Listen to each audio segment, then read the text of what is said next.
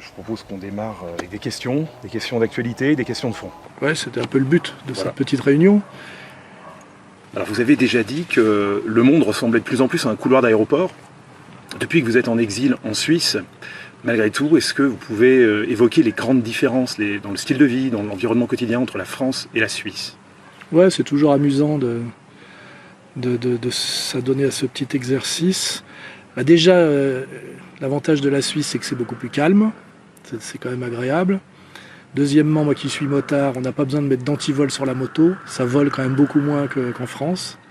Si je reste dans les véhicules motorisés, le côté un peu pénible pour un Français, enfin comme moi en plus motard, c'est que les Suisses roulent très lentement, ils sont très prudents et ils n'ont pas du tout le pilotage à l'italienne. Donc quand on est habitué comme moi à avoir roulé pendant 40 ans à Paris banlieue, on a quand même une approche assez vive de la question, parce que c'est même nécessaire, ça peut être un peu pénible. Mais enfin le principe c'est à Rome fait comme les Romains, je m'adapte. Mais parfois c'est vrai que je suis un peu étonné. Parce que ce qui est très notoire en Suisse, comme les Suisses sont riches, vous le savez, c'est qu'il y a beaucoup de Porsche et de Ferrari. Et les types sont en Porsche et en Ferrari et roulent à 50 à l'heure. Ils respectent strictement les limitations de vitesse. Donc ça induit une certaine psychologie. Parce que ça doit être quand même insupportable de rouler à 50 dans une Porsche. Moi je roule à 50 en Lada, c'est supportable parce qu'en 50 à Lada, on a quand même l'impression d'être à 80. Quoi. Mais à 50 dans une Porsche, on a l'impression d'être à 30. Et ça c'est très très suisse. Ils ne sont pas pressés et ils ne sont pas très énervés. Quoi. Ce qui a ses bons côtés. Sinon, sur l'aspect plus provincial de la Suisse par rapport à un pays comme la France, qui est beaucoup plus marqué par l'américanisation, la mondialisation, la Suisse est aussi un pays protectionniste, qui ne fait pas partie de l'Union européenne. Est-ce que ça a des conséquences dans le style de vie, dans le mode de consommation, dans les produits du quotidien? Je vois sur quel terrain vous voulez m'amener. Comme je fais les courses en tant que célibataire, il y a deux grandes surfaces en Suisse, c'est la Coop et la Migros. Et en fait, ce qu'on découvre, comme c'est un pays protectionniste, parce qu'ils ont un coût salarial très élevé, donc sinon ils ne pourraient pas tenir. C'est d'ailleurs une question de fond, la question de la frontière pour un pays qui a un si haut standard de vie. C'est qu'en fait, il y a beaucoup moins de produits de consommation courante qu'en France. Le choix est beaucoup moins étendu. Et puis comme c'est un peu un marché captif pour pas mal de produits, il n'y a pas d'effort de merchandising et de renouvellement de l'habillage. Donc on a des produits qui sont très, je dirais pas ringards, mais vieillots dans la présentation. Et au début, moi, quand je suis arrivé, et que je faisais mes courses à la Coop, j'avais un peu l'impression d'être dans un pays de l'Est, tu sais, en Yougoslavie ou des trucs comme ça. Et donc il y a un paradoxe, parce que c'est à la fois un pays très riche, et d'un point de vue de la consommation de base, c'est beaucoup plus pauvre en termes d'offres et en termes de présentation visuelle qu'en France. D'ailleurs, les Suisses qui sont des frontaliers, là, puisqu'on est très près de la France, même s'ils critiquent beaucoup d'ailleurs les Français qu'ils appellent les frouzes, on est un peu leurs Arabes. Hein. On est quand même considérés comme des demi-voyous, des demi-voleurs, des grandes gueules, des emmerdeurs, on a une mauvaise réputation. Mais quand beaucoup passent la frontière, ils vont d'ailleurs... ici, ils vont souvent à Ferney-Voltaire, ce qui est assez marrant symboliquement, pour faire leurs courses à Carrefour, parce qu'il y a infiniment plus d'offres. Hein, ce qui veut dire que la France est un pays plus pauvre, mais avec une beaucoup plus grande diversité de produits de consommation courante. Donc ça, c'est des petits marqueurs, des petites différences intéressantes. Vous avez fondé Égalité et Réconciliation en 2007. On peut se poser la question, est-ce que l'espace politique que finalement Égalité et Réconciliation a occupé aurait été occupé par quelque chose d'autre si vous ne l'aviez pas fondé? Eh bien, si je vais être un peu orgueilleux, je dirais, sans moi, probablement pas.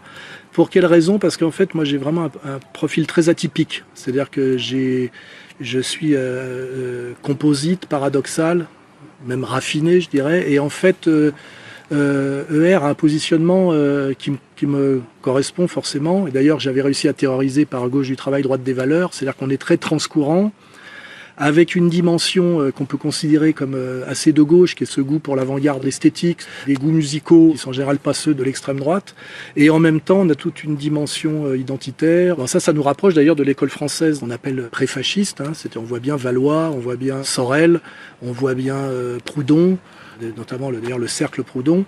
Mais c'est vrai que si on réfléchit par rapport à la politique démocratique qui est la recherche du plus grand nombre, hein, la recherche du majoritaire, c'est sûr que de ce point de vue-là, on est dans un positionnement que je pourrais appeler élitiste et qui me fait beaucoup penser à ce que Guénon appelle l'aristocratie de l'esprit. On n'est pas dans la recherche de l'opinion majoritaire et c'est pas mon profil. Donc en fait, on est On est plutôt sur une avant-garde qualitative, on va dire, ce qui me rapproche de mes goûts de jeunesse, si on veut en parler. Et je pense que s'il n'y avait pas eu Égalité et Réconciliation, ce genre de courant un peu paradoxal, raffiné, transcourant, quoi, n'aurait sans doute pas trouvé sa place. Donc il y a le côté que j'aime bien, c'est le côté complexe, raffiné, rare, et puis le côté qui est la contrepartie, c'est que on n'a aucune chance, je dirais, de récolter l'adhésion de la majorité, mais à la limite, la course à l'opinion majoritaire a quelque chose, je le dis, c'est mon côté antidémocrate, qui est toujours un peu dégoûtant, démagogique, et forcément, je dirais même pas médiocre, mais moyen par définition.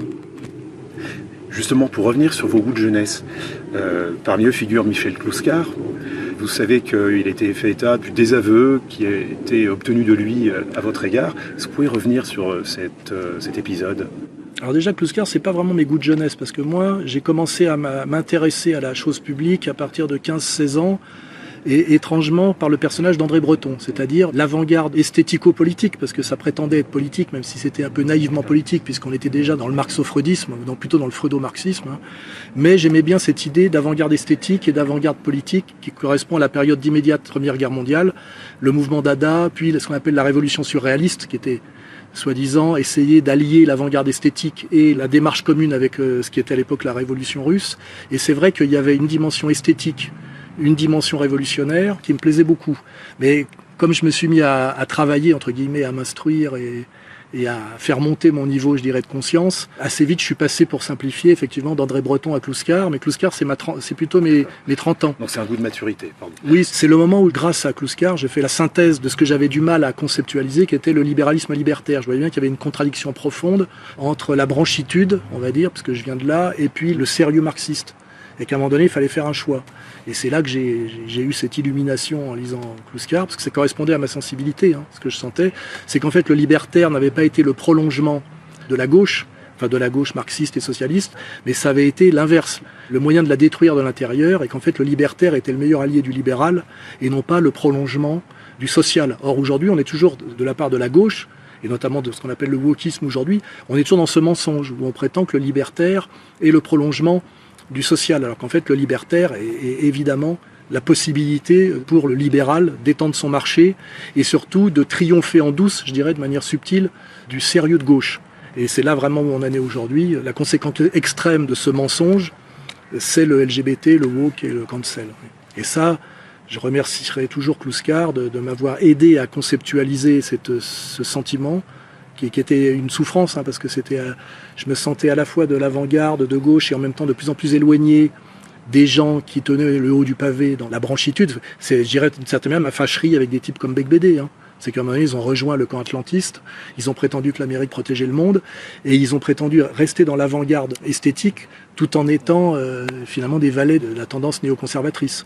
Et Clouscar m'a aidé à non seulement échapper à ce piège, que de toute façon je ne serais pas tombé dans la combine parce que ça puait, mais j'ai pu le conceptualiser et donc pouvoir répondre efficacement à ces gens qui en plus commençaient à me traiter de fasciste, parce qu'en plus c'est ça le truc. Vous essayez de rester fidèle à la question sociale, donc fidèle au peuple et tourné vers la souffrance du peuple. Et les gens qui ont trahi et qui jouent le jeu de la domination capitaliste et de l'hyperclasse vous traitent de fascistes et de racistes. Ça a été vraiment la dégueulasserie de la séquence 90 jusqu'à aujourd'hui. Moi, j'ai contribué à sortir Clouscar de l'anonymat, parce qu'en fait, c'était un grand penseur marxiste qui avait toujours été marginalisé par le PCF. Le PCF éditait ses livres aux éditions sociales, mais n'en faisait pas la promotion, parce qu'en fait, il y avait deux grandes tendances au PC issues des années 60-70. C'était la tendance néo-humaniste avec Garaudy, et la tendance structuraliste avec Althusser. Et en fait, Clouscar, lui, qui restait dans la dialectique, c'est-à-dire ce qu'on appelle ni sujet, ni structure, mais la dialectique structure-sujet, pour ceux qui ont une formation un peu sérieuse, qui était donc le vrai continuateur de la pensée marxiste sérieuse, Marx, Lukács, voilà, ces penseurs de la dialectique, étaient marginalisés parce que le PC le considérait comme trop subtil pour faire masse. On est toujours dans cette tragédie de vouloir faire masse et de sacrifier de l'intelligence, de sacrifier de la finesse, de sacrifier de l'honnêteté pour essayer de faire masse. En général, on échoue sous tous les plans parce que conceptuellement, on produit de la merde et en plus, on fait pas masse. Et ça s'appelle d'ailleurs l'effondrement du PCF.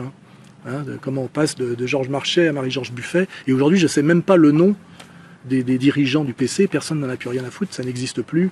Et je crois que la dernière fois que j'ai vu l'humanité, c'était au fond de la caisse d'un chat, quoi. Voilà, parce que le format correspond. Et pour revenir sur Plouskar, effectivement, à un moment donné, j'ai été désavoué par Plouskar. Il y a deux raisons. Il y a d'abord parce qu'il était vieillissant et qu'il a eu un grave accident de voiture, une des rares fois de sa vie où il a pris le taxi. Lui qui était stalinien ascétique, il a pris un taxi, il a eu un énorme accident. Et il ne s'est jamais remis de cet accident, ça l'a énormément diminué. Et moi, comme je voulais le sortir de l'anonymat dans lequel il était un peu plongé, j'ai beaucoup contribué à le faire connaître. Je l'avais présenté à un jeune type qui s'appelait Émeric Monville et qui déjà faisait une petite revue qui s'appelait L'Évadé. Et puis après, qui a monté une maison d'édition qui s'appelle... Les éditions Delga. Les éditions Delga, voilà. Et moi, je l'ai présenté assez généreusement à Plouskar. Et lui, au lieu de m'en remercier, a essayé de me séparer de Plouskar parce qu'il voulait prendre le contrôle sur lui. Il avait un côté intrigant, je dirais, c'est pas une belle âme, hein, entre guillemets. Et donc, il s'est ingénié à monter Plouskar contre moi. Et Plouskar, à un moment donné, comme c'était un vieux stalinien, qui était très rigoureux sur l'analyse des échecs, mais aussi des réussites, on va dire, du socialisme réel, c'est-à-dire de l'URSS. En revanche, comme beaucoup des gens de cette mouvance, dès qu'on parlait du camp opposé, c'est-à-dire de ce qu'on peut appeler le fascisme, là, ils étaient dans le gauchisme intégral. Il n'y avait plus aucune nuance, c'était Hitler le diable, Mussolini, etc. Et en fait, comme moi, j'ai commencé à tenter une approche de troisième voie et de créer des ponts avec notamment la nouvelle droite. C'était ce qu'on a appelé le complot rouge-brun. Hein. Il y a des gens qui se sont occupés de nous faire la peau. Je pense qu'il a aussi pris peur, en tant que vieux Stahl, on va dire, de dire que le type qui le faisait connaître et qui se réclamait de lui, qui était moi, pouvait être considéré un peu comme un sympathisant fasciste, puisqu'en fait il y avait quand même une résistance d'extrême gauche et une résistance d'extrême droite contre le consensus libéral-libertaire. Et du coup, on lui a tenu la main pour écrire un texte pour me désavouer en disant que j'avais basculé dans le camp fasciste, c'est-à-dire que finalement, on l'a forcé à se soumettre à la propagande qui était ma diabolisation, qui avait déjà commencé. Et je n'en ai pas vraiment voulu, parce que je savais qu'il était, il est mort quelques temps après, et surtout des gens qui étaient de son entourage, de son époque universitaire, puisqu'il avait passé un doctorat d'État, hein, c'est un gros doctorat, avec son livre le plus sérieux, parce qu'il y a deux livres qu'il faut lire chez Plouskar, c'est à la fois Le capitalisme de la séduction, parce que c'est le plus accessible, et que c'est très agréable à lire, et sa thèse de doctorat d'État qui s'appelle L'être et le code, procès de production d'un ensemble précapitaliste chez Mouton, qui est un éditeur belge. J'ai pardonné, je dirais, à Plouskar. J'avais simplement eu une petite phrase un peu méchante la dernière fois qu'on avait échangé. Vous êtes un grand penseur, mais un petit homme. Voilà ce que j'avais dit. Et il m'avait dit, parce qu'il était très profondément marqué, il m'a dit, c'est pas faux, d'un air de dire, je n'aime pas le grand homme est un truc de droite, quelque part. Donc il avait acquiescé.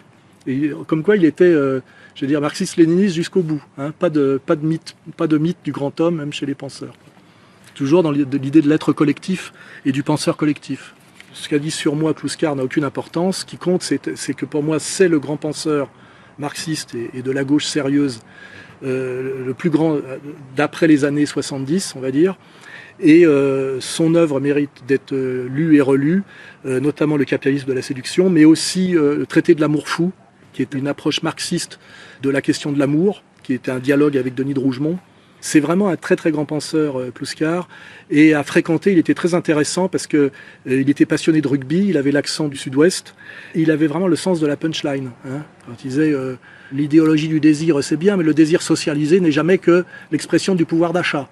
Il avait des fulgurances comme ça, où il pouvait faire fermer sa gueule à peu près n'importe qui, avec cet accent du sud-ouest. Il était absolument anti-jargonneur, quoi. C'était vraiment l'anti-Derrida absolu.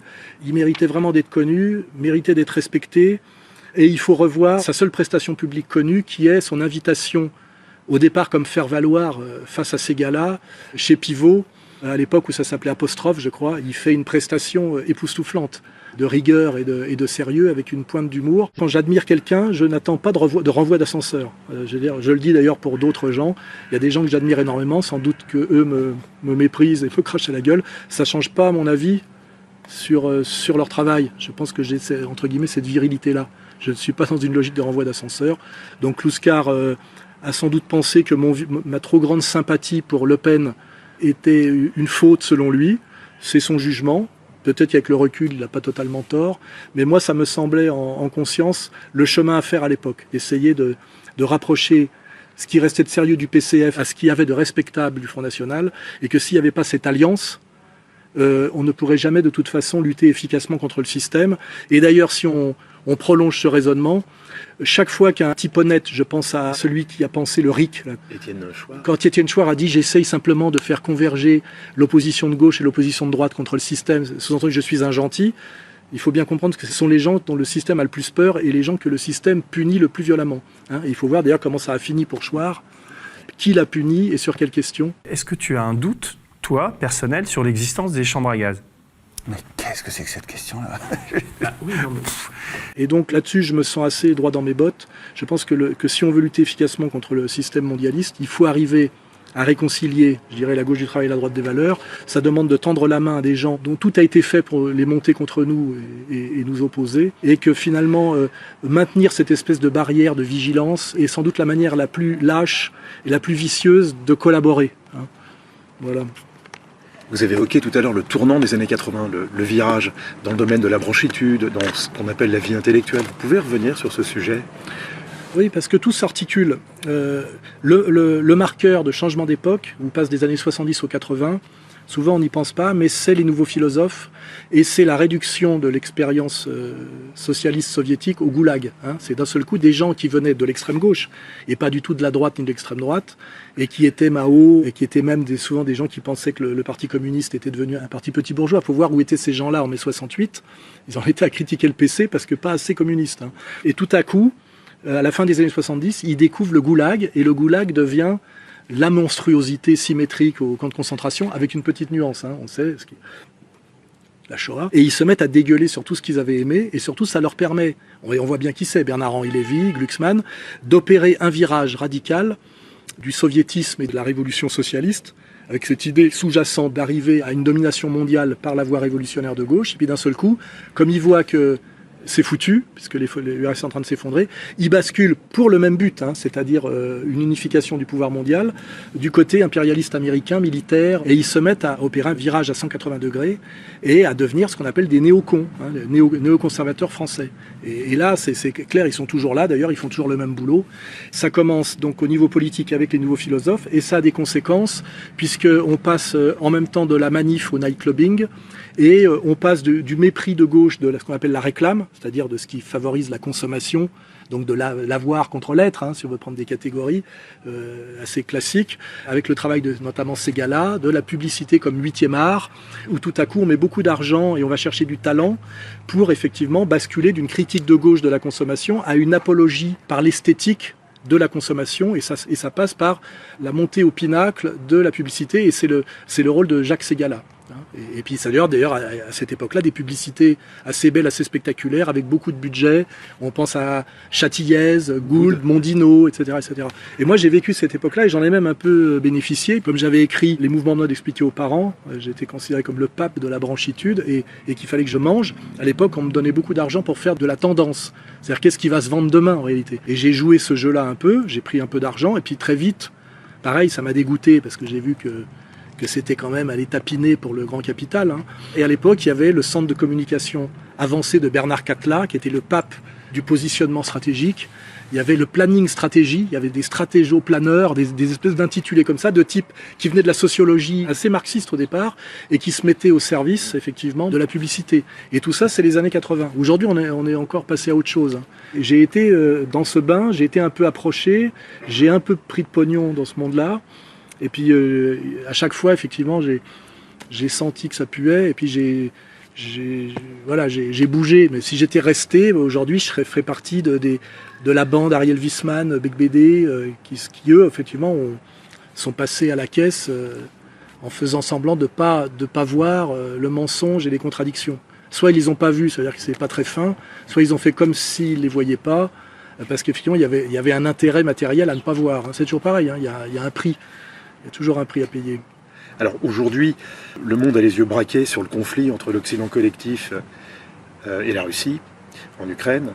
Est-ce qu'on ne peut pas dire qu'il y a 30 ans, on a vu la répétition générale de ce grand jeu dans le conflit... Le conflit yougoslave, voilà. Évidemment. Oui, le conflit yougoslave, c'est 90. Hein. Et c'est pareil, alors il y a eu 80, les nouveaux philosophes, la liquidation jeter le bébé du marxisme avec l'eau du bain de l'échec du socialisme réel soviétique. Ça a arrangé plein de monde. Et on voit bien que c'est allé crescendo dans la dégueulasserie, parce qu'en fait, toute cette dégueulasserie, moi, j'incrimine pas la droite. La droite, on va dire, libérale de type Raymond Aron, elle est restée toujours sur ses positions, assez claires. Moi, ça m'a jamais intéressé. Mais c'est pas eux qui ont fait le sale boulot. Le sale boulot est venu systématiquement de la gauche et de la trahison de gauche. Et la première étape, effectivement, c'est les nouveaux philosophes. Marx égale goulag, en plus en disant que c'est intrinsèque, c'est-à-dire que Marx ne peut amener qu'au goulag, donc libéral. Et puis après, c'est sur la question yougoslave où on a, ça accompagne l'effondrement. Alors, il faut comprendre toujours, faut faire de l'histoire et de l'économie. Il y a l'effondrement de l'URSS, c'est-à-dire Gorbatchev fait une tournée de liquidation de l'Empire soviétique, avec beaucoup de naïveté d'ailleurs et de générosité, parce que je rappelle que c'est les élites communistes russes qui ont décidé de mettre fin à l'expérience soviétique. Il n'y a pas eu une prise de pouvoir de l'opposition. Et puis Elstine, c'est jamais qu'un cadre communiste qui enlève l'étoile rouge et qui met une casquette Coca-Cola pour rester en place. C'est comme ça que ça s'est passé. C'est pas l'opposition anticommuniste qui a pris le pouvoir. C'est les élites communistes qui ont dit foutu pour foutu, on arrête l'expérience et on passe. Alors Gorbatchev, lui, il a assumé, il passe pour le perdant de l'histoire, ce qu'il est d'ailleurs. Et puis les autres, ils ont changé de casquette. Mais les conséquences de ça, c'est que la Yougoslavie n'était pas dans le pacte de Varsovie. C'était en fait, le titisme était un peu l'équivalent de ce qu'était De Gaulle dans l'atlantisme. C'est-à-dire, De Gaulle, c'était l'emmerdeur du camp atlantiste, et Tito, c'était l'emmerdeur du camp, on va dire, socialiste. Et pour être l'emmerdeur du camp socialiste, il était son déficit était entièrement financé par les banques occidentales. Et quand il y a eu la liquidation de l'URSS, les banques occidentales n'ont plus vu l'intérêt de maintenir la Yougoslavie en place. Et là, on a deux entités qui se sont jetées sur la Yougoslavie, c'est les Américains et les Allemands, qui ont voulu se partager le gâteau, et qui donc, c'est les Américains qui ont commencé. Alors si on veut bien suivre ce dossier-là, parce que c'est des séquences historiques, il faut lire de Michel Colomb, avec qui je suis en froid, mais je vous dis, il a quand même fait un bon travail sur des tas de sujets. Il avait sorti un bouquin à l'époque sur la sociologie profonde de la disparition de l'Yougoslavie qui s'appelle Poker menteur, dans une maison d'édition qui était la sienne à l'époque, qui s'appelle EPO. Ça aurait peut-être le coup de le rééditer.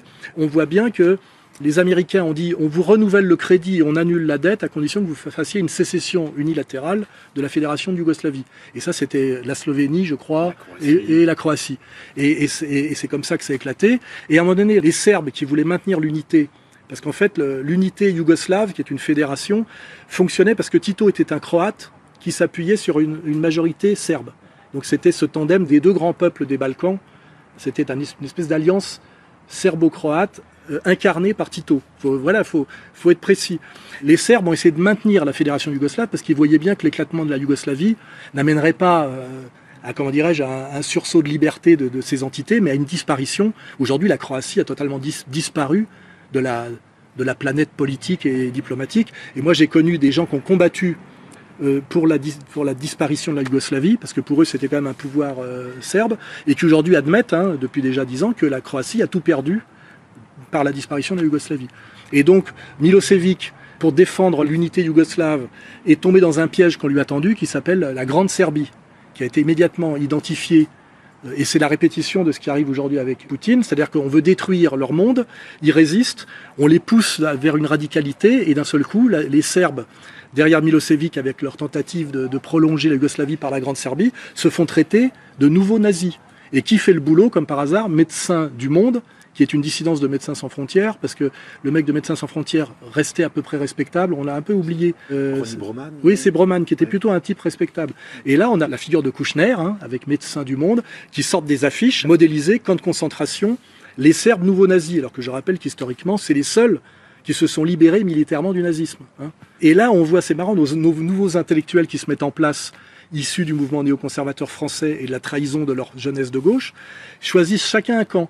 Finkielkraut se retrouve pro-croate, Bernard-Henri Lévy pro-bosniaque, et comment elle s'appelle, étonnamment, Elisabeth Lévy, pro-serbe, pour des raisons que je connais, puisque j'ai connu un officier qui assurait ma sécurité quand j'étais au Kosovo avec Xavier Moreau, que je connais donc depuis cette époque-là, était l'amant d'Elisabeth Lévy. Donc elle était pro-serbe par la cuisse.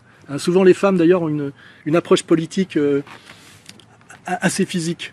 Mais c'était marrant parce que tout ça, ça obligeait à choisir son camp et donc à accélérer en fait l'éclatement de la Yougoslavie. Et on voit à chaque fois les mêmes acteurs placés pour continuer ce travail de destruction, toujours au service in fine de l'impérialisme américain, quand on voit. Et à la marge, effectivement, du 4e Reich allemand, c'est-à-dire les Américains et les Allemands ont fait leurs courses et ont bénéficié de l'éclatement. Et nous, on a fait le sale boulot pour rien, alors que les Serbes étaient nos alliés historiques. On a validé le bombardement pendant 70 jours de la Serbie et de Belgrade. Tout ça est balayé par la courte mémoire du pouvoir. L'intérêt que j'ai, moi, c'est que j'ai vécu tout ça et que je m'en souviens, et qu'il faudrait un jour faire presque un travail, je dirais, de livre d'histoire, étape par étape, de montrer ce qu'a été la fin des années 70, les années 80, les années 90, et les grands marqueurs, nouveaux philosophes, guerre de Yougoslavie, après il y a la guerre du Golfe, on va pas tout faire, mais où à chaque fois on a vu s'aggraver la trahison des représentants de la gauche, qui sont devenus pour moi la vraie extrême droite, et qui, pour le cacher, ont traité d'extrême droite des gens comme moi qui en fait essayaient de maintenir une position de gauche sociale et de gauche sérieuse, pour reprendre les catégories non frivoles de Kluskar. Et on a en fait ce qu'on appelle une inversion de sens totale, et ce qui amène aujourd'hui à ce qu'on appelle l'empire du mensonge. Tout est de l'ordre de l'inversion accusatoire et de l'obscénité, dont le terme d'ailleurs yiddish est chutzpah, je crois. Je ne dériverai pas plus loin. Pour changer de sujet peut-être plus conceptuel, récemment, vous avez mis en ligne un cours magistral où vous revenez sur la distinction entre société organique et société de contrat, en insistant sur le fait que cette alternative n'est pas un choix. Ça n'a peut-être pas toujours été compris, le fait qu'il ne s'agisse pas d'un choix. Je regarde les commentaires sur le site. Alors évidemment, les gens qui écrivent des commentaires, souvent, il y a une psychologie du commentaire, c'est qu'ils veulent briller un peu dans un texte pas travaillé et très court, où ils font un peu les malins par rapport à un travail qui est quand même un travail sérieux et construit. En général, c'est assez apodictique, tu sais, c'est voilà, ils ont la vérité, eux, et puis c'est en 2 phrases.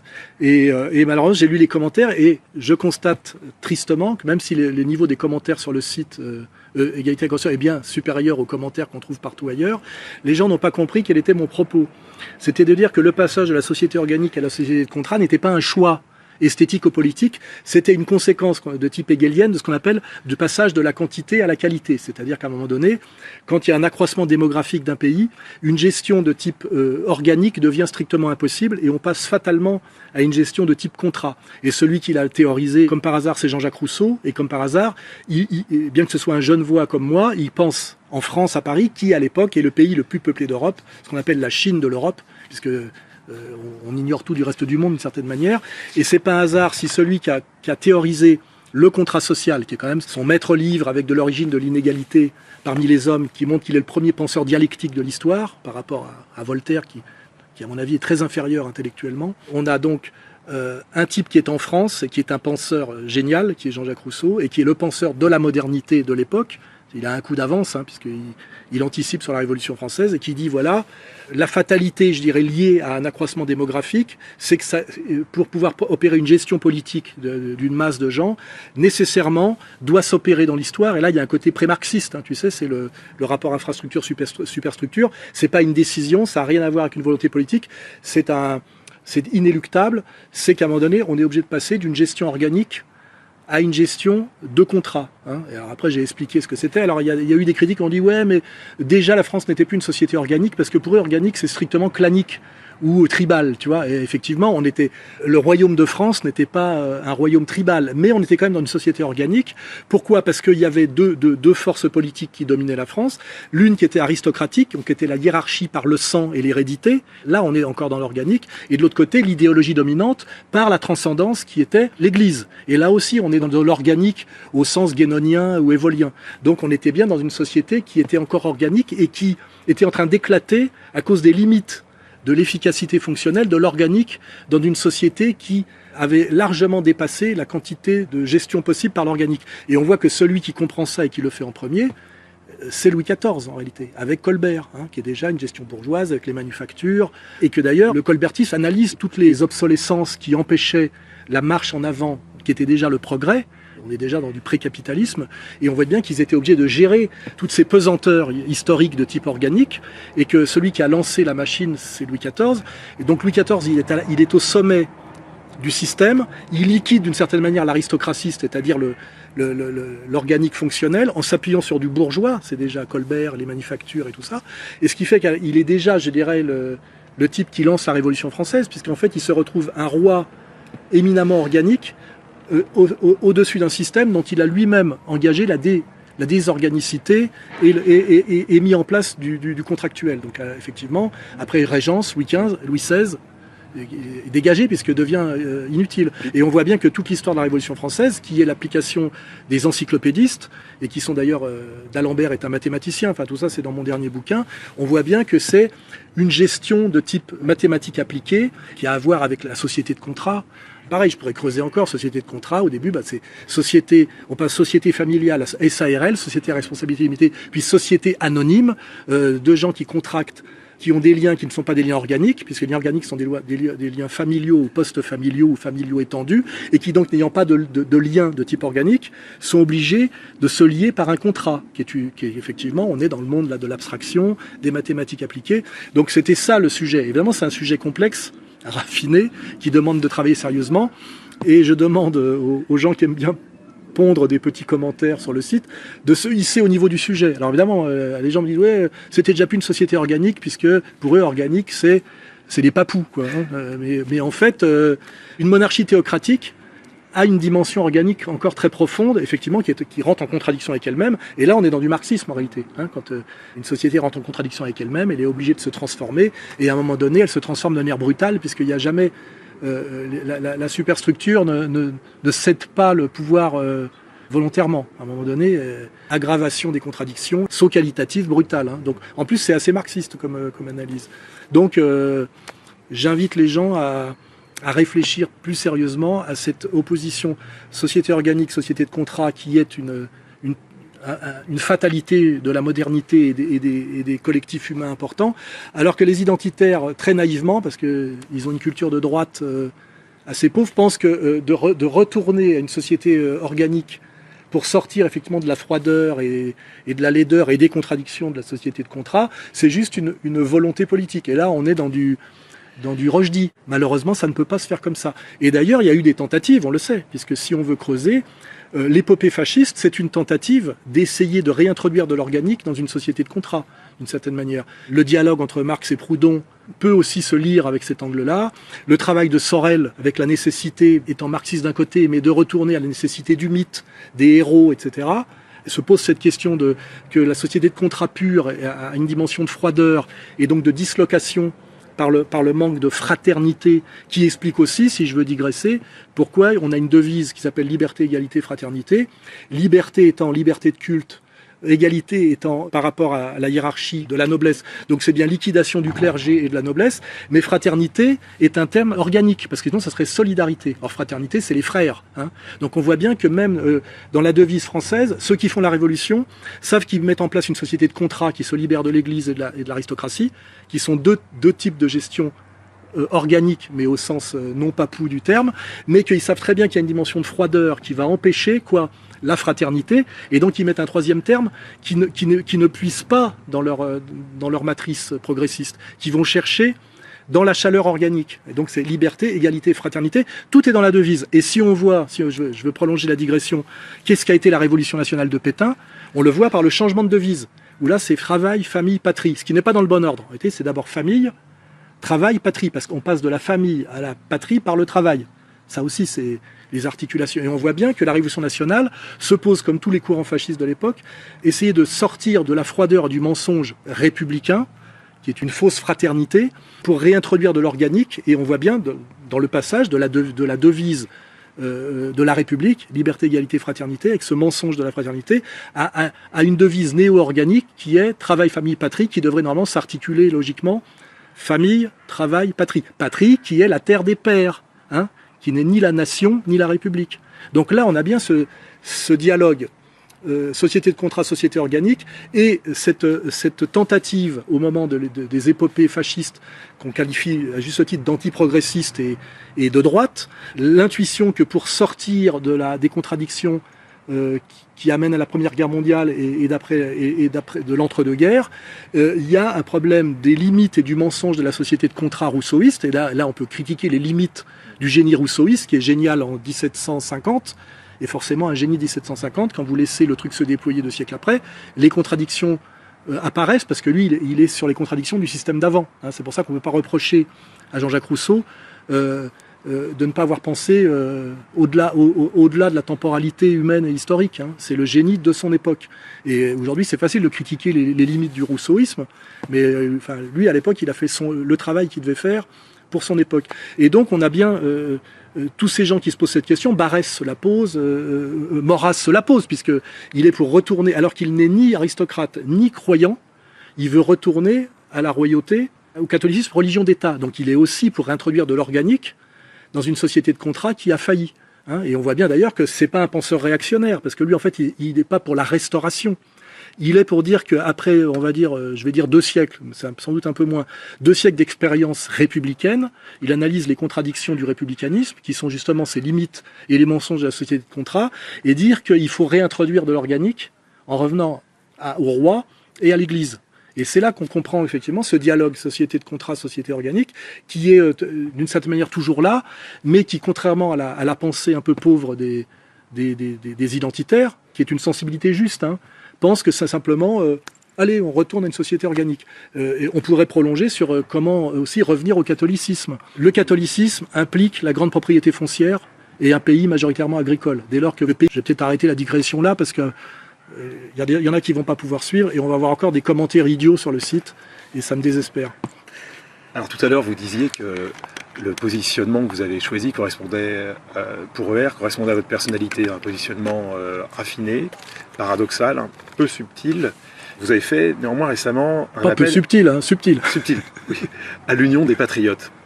Quel prolongement peut-on en attendre, cette Union des Patriotes? Moi j'ai fait référence à un truc d'ailleurs qui est un peu une boutade, c'est au CNR, parce qu'on sait bien que le CNR nous renvoie quand même assez loin de là où on veut aller, mais c'est un truc incritiquable, parce que c'est à un moment donné, on est occupé par les Allemands, alors aujourd'hui c'est d'autres Allemands, et qu'à un moment donné, face à l'urgence de se libérer des Allemands, il faut que les gens qui sont des patriotes, c'est-à-dire qui ne sont pas des collabos, s'unissent sur un socle minimum pour faire le travail préalable qui est de virer les Allemands. Une fois qu'on a viré les Allemands, on peut rediscuter, mettre en place une constituante avec Chouard, si on veut. Et donc, ça me paraît logique aujourd'hui, compte tenu de la gravité de là où en est la France, que les gens qui ont quand même fait l'analyse critique à peu près cohérente de pourquoi on en est là où on en est, donc qui sont anti-cancel, anti-woke, anti-LGBT, qui ont quand même décelé que l'Amérique n'était pas notre ami, que l'Union européenne était plutôt traître à l'idée d'une Europe puissance, etc.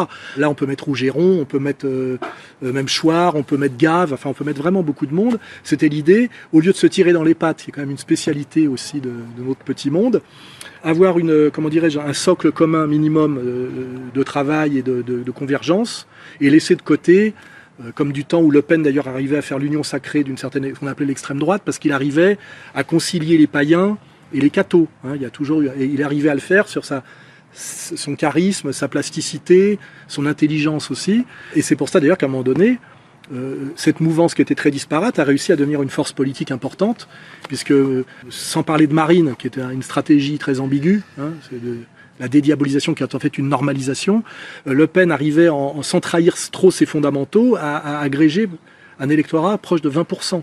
C'était quand même quelque chose de spectaculaire, parce que l'extrême droite en France n'a jamais dépassé les 1%. Il était quand même, lui, passé, avec un coup de pouce de Mitterrand, donc on ne va pas reparler, mais il était quand même passé de 1 à pratiquement 20. Et aujourd'hui, l'idée, ça serait alors on n'a pas le nouveau Jean-Marie Le Pen, on l'a pas. Je veux pas me mettre en avant, mais c'est vrai qu'à un moment donné, il faut faire un nouveau CNR. Alors ça a été très bien accepté par Juvin, mais qui est un adulte militaire, un type qui est adulte et responsable. Ça a été très bien reçu par les gens sérieux et le public adulte, mais par contre immédiatement les youtubeurs, on va dire dissidents, y ont vu une atteinte à leur segment de marché. Et ça m'a valu immédiatement l'attaque de Vincent Lapierre, l'attaque de Conversano. Et donc, j'ai pas besoin d'en dire plus, quoi. Voilà. Et en revanche, c'est une idée qui a été très bien perçue par les gens, quoi. Les gens, et puis les gens sérieux. J'ai pas vu de critiques fielleuses de Benedetti ou de gens comme ça. Ça permet de bien différencier les gens qui ont pour volonté quand même la défense de la France et du peuple français, et ceux qui sont quand même, qui ont vu à quoi pouvait servir le youtubage, échapper au salariat et au monde du travail, ce que je comprends. Ce que les gens ont vu dans mon expérience, malheureusement, quand on a fait ER et que ça a bien marché, c'est du pognon et des gonzesses. Il y en a qui ont surtout vu ça, quoi. Je rappelle que je ne l'ai pas fait pour ça. Je pouvais avoir les gonzesses et le pognon d'une autre façon. Voilà. Ah bah, Sohrab, merci. On a fini, là ? Laissez-moi vous parler du sponsor de cette vidéo qui n'est ni plus ni moins que Contre-Culture. Je suis une star en France et vous le savez. Qui propose des t-shirts qualitatifs français et qui feront la différence. Notamment mon petit favori, je l'avoue, Poutine, vite, que je vous montre à l'écran. Mais il y en a d'autres qui, je suis sûr, vous satisferont tout autant et qui restent très abordables. Parlons des centaines de livres qu'ils ont, allant de la franc-maçonnerie de réseau, comme celui de Stéphane Blé, avec une couverture remarquable, passant par de la philosophie de tous les styles, Arthur Schopenhauer que je vous recommande, notamment son essai sur les femmes, mais il y a aussi des rectifications historiques avec ce livre sur le Moyen-Âge qui casse les clichés ou encore des essais politiques, vous en avez pour tous les goûts et évidemment pour tous les prix. Alors cliquez sur mon lien en description et faites-vous plaisir.